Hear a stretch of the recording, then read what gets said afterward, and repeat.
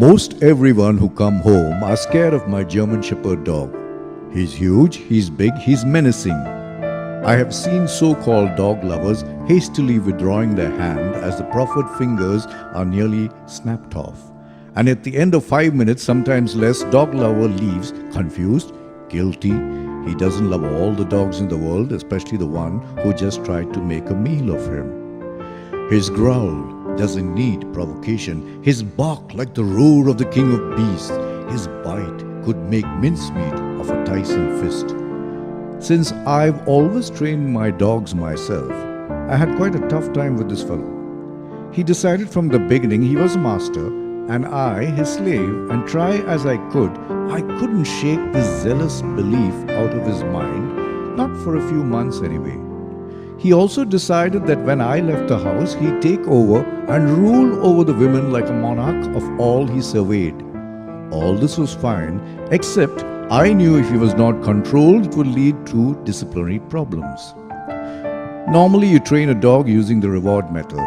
The trainer rewards his dog for obeying his commands, and slowly, the animal likes the idea and learns to follow orders. My huge fellow wasn't too happy with his rewards.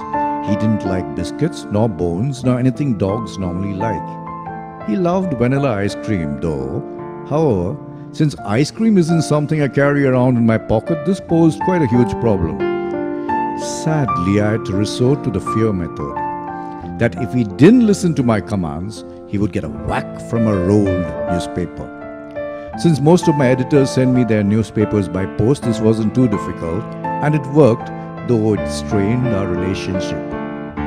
It was like, I'll obey you, master, but I don't love you. One day, this fierce, huge, menacing dog jumped on my bed and put both his paws on his face like a little child, then peered at me through those closed paws.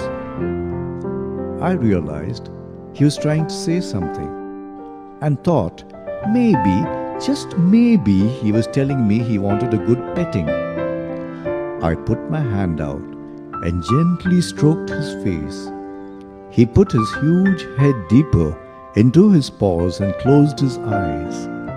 He was enjoying the affection, and I heard sounds coming from his throat, sounds of contentment only dogs know to give. I continued stroking his head, and there was a look of bliss as he went to sleep. I continued. Strange, I thought to myself. All along, he'd wanted me to try love. It wasn't ice cream, or biscuits, or food, or the newspaper that finally worked. It was love. Do you have a problem like this? Some huge bully? Needn't necessarily be a dog. Maybe a husband. Maybe a wife trying to dominate you. You've tried everything. Food, biscuits, even hitting back. Try love.